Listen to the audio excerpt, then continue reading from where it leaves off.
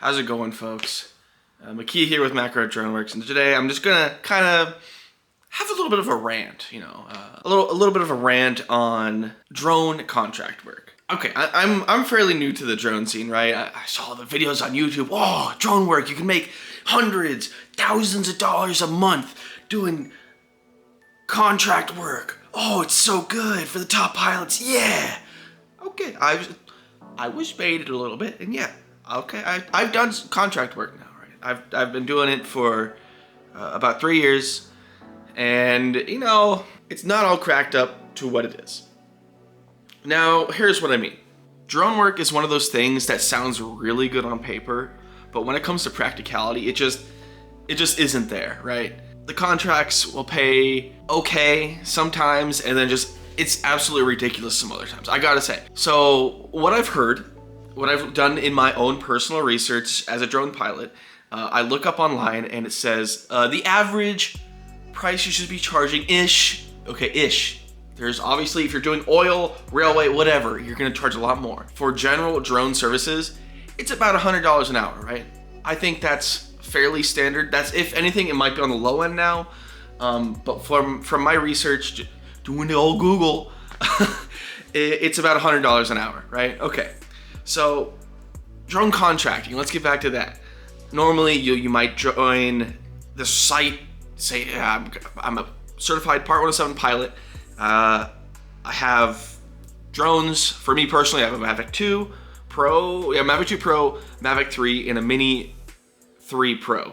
So, it's definitely the lower end of drones, I would say, but hey, I'm trying to get work. I'm trying to make the money so I can get the better drones, right? This is the issue. The contracts that these companies are giving us, or at least that I'm getting, don't give you anything, right? For an example, I'm not gonna say which company this is. Hi, Makia. Client mission available near you. Please log into your dashboard to review the details to accept or decline. The payout, $77 US. Okay, it's close to 100. $70. That's okay, until you see what you have to do. Okay. Roof condition shot list, You take a picture of the roof, one or two, so it's like a single image. Okay, that's no problem. And then let's see what else we got. Perimeter, 40-degree angle, 20 feet away from the roof, 15 feet above roof level, 10% overlap. Not looking straight towards the horizon, nor looking straight down, but across the roof. Take multiple images while trucking down the edge of the... Okay. Now, this is a large building where I'm doing this.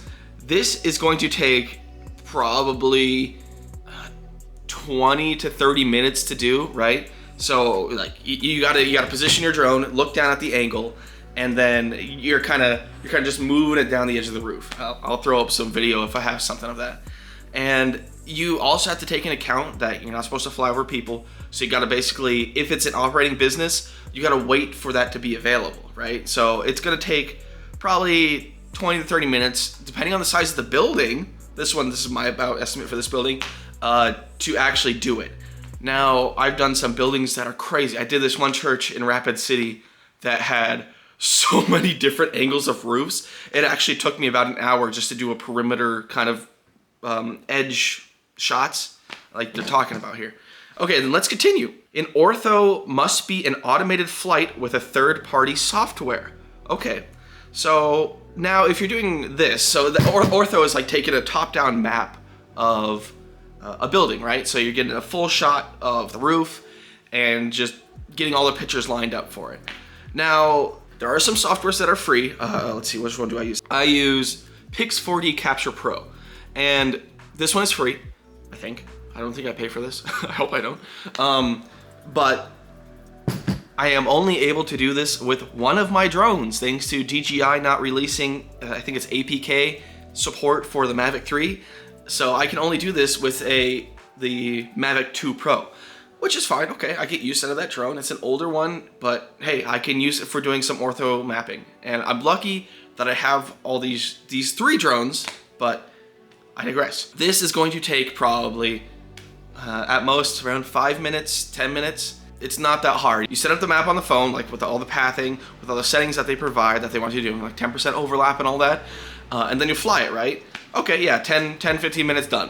All right. And then they expect you to on site, like making sure you have enough pictures in the GPS grid.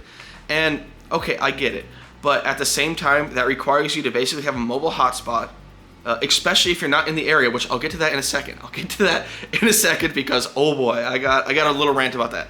So you have to upload all your pictures on a computer, which if you're doing an ortho map, that is a lot of storage space. So for me, I have a college laptop that I'm trying to use, and I get the SD card in there, and then I upload it to their website, which takes, oh my God, I think it took me 30 minutes, the last one of those I did. And yet, okay, remember, this is basically $77 for this job. So 33 minutes uploading the pictures, and then it's got to verify your GPS coordinates for the images to make sure you took enough pictures for the map. Which, yeah, I get it. They want you to take enough pictures so they have enough view of the property. That's fine. But doing it on site does kind of suck. And so you have to have a mobile hotspot unless you know someone to go with Wi-Fi. You have to have a computer with enough storage to upload all the pictures to, and then you have to wait for it to process, and it's just a lot. Okay, cool. We're almost at 2 hours here. Okay, just from waiting, checking, and then what else do they have for this mission?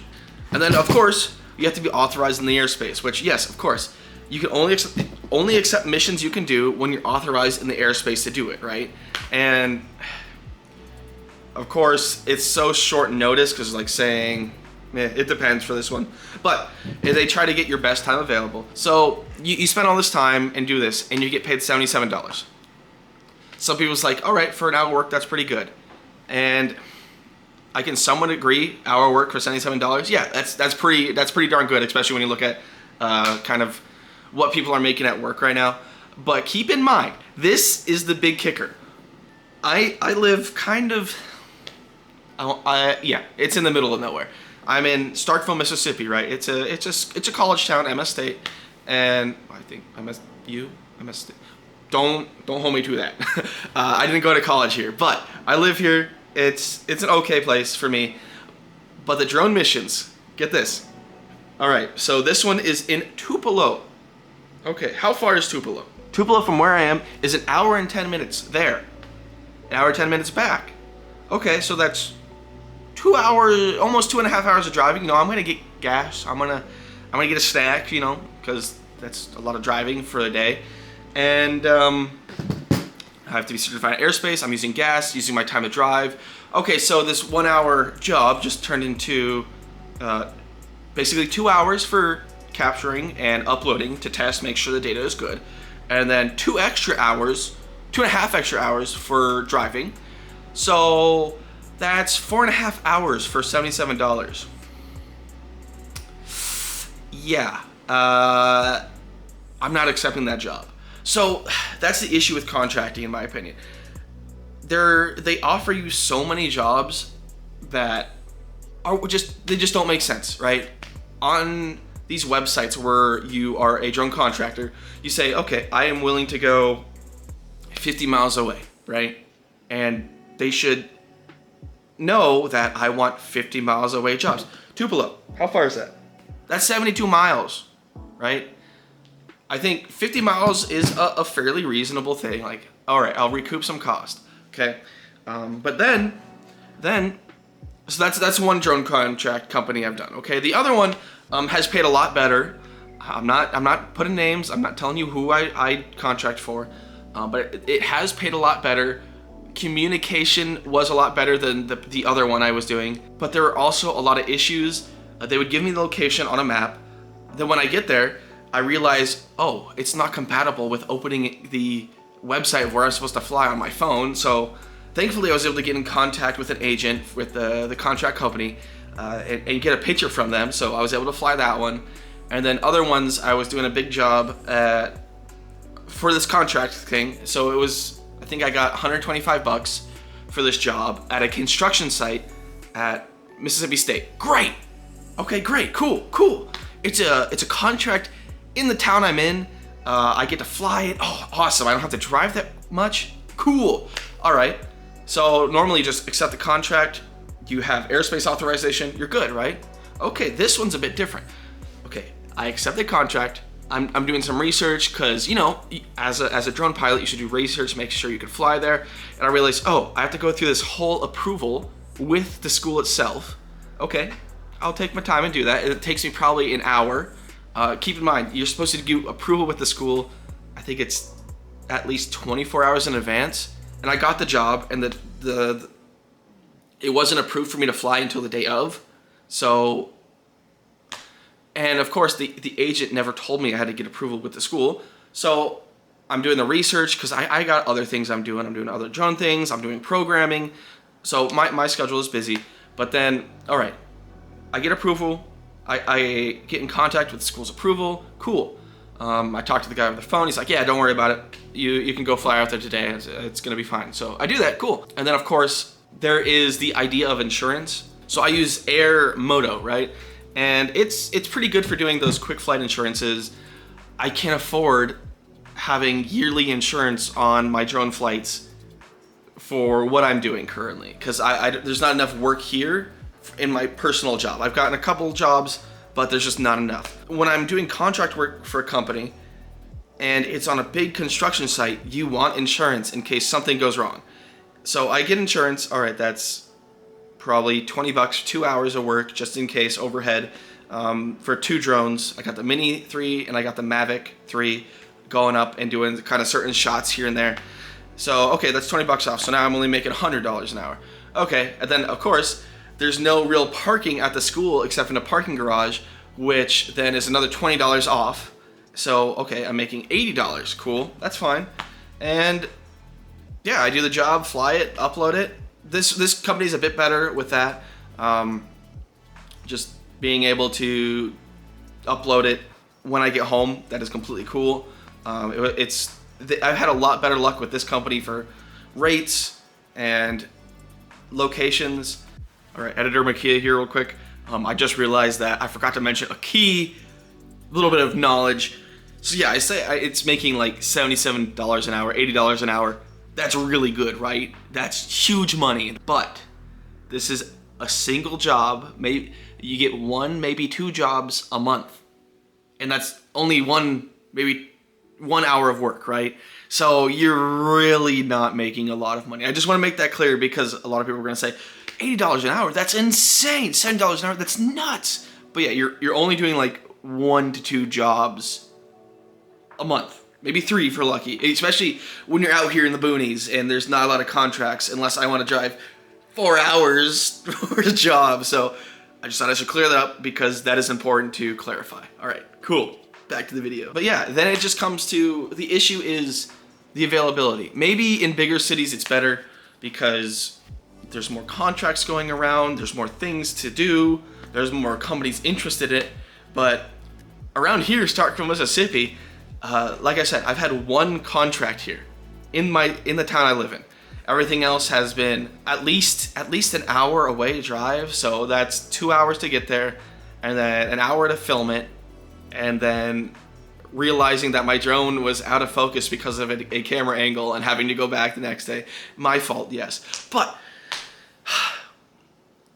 for me personally, I would say contract work is a good entry, but you're not gonna make money off of it. Unless you're in a very high demand area, and if you're in a very high demand area, you're gonna have a lot more competition.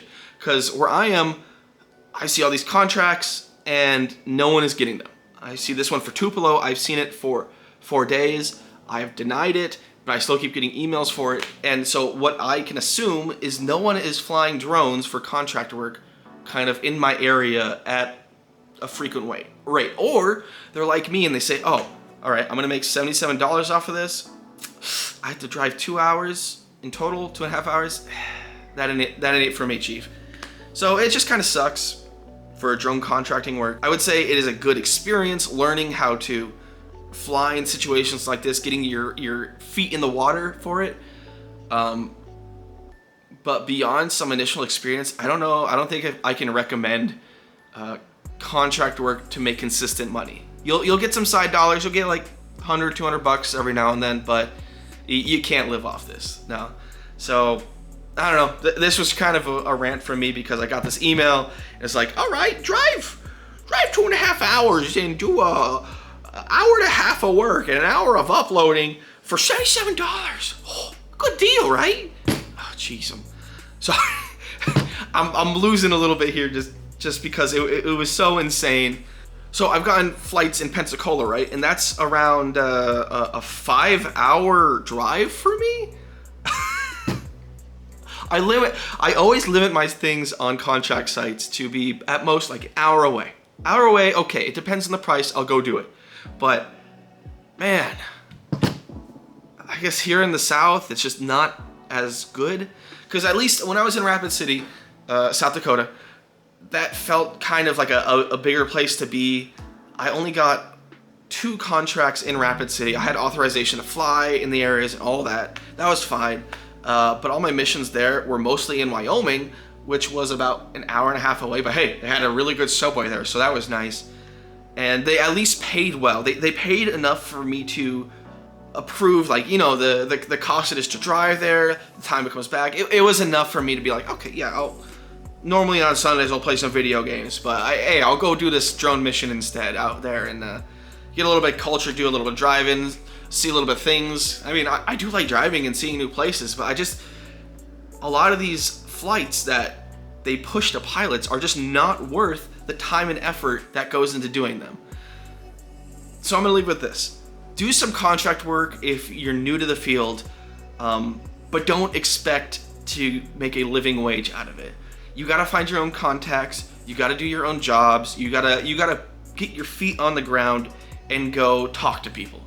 And for someone like myself, I'm considered, I guess, a Gen Zer. Go talk to people. If you have a good personality and you're willing to talk to people, get their story, understand what they want, you'll get work. You might get denied a few times. I've gone to plenty of real estate places and gotten no phone call back. And hey, that's all part of it. They probably got their own guy. He may or may not be licensed, but hey, he's getting those pictures for him, and that's okay. Well, if he's licensed, it's okay. Let's clear that. But yeah, if you got your license, you paid for your drone, you're just starting out, man, it is hard. It is hard. I've made some money doing it, but yeah, it's been rough these last couple months trying to get some work. Some of that is me having anxiety. I know, it's lame, but to go talk to people, and I go talk to people because, one of the things I wanted to do was try to get to insurance agencies, and then I go talk to them, and they say, we don't really handle that here. You have to go talk to corporate.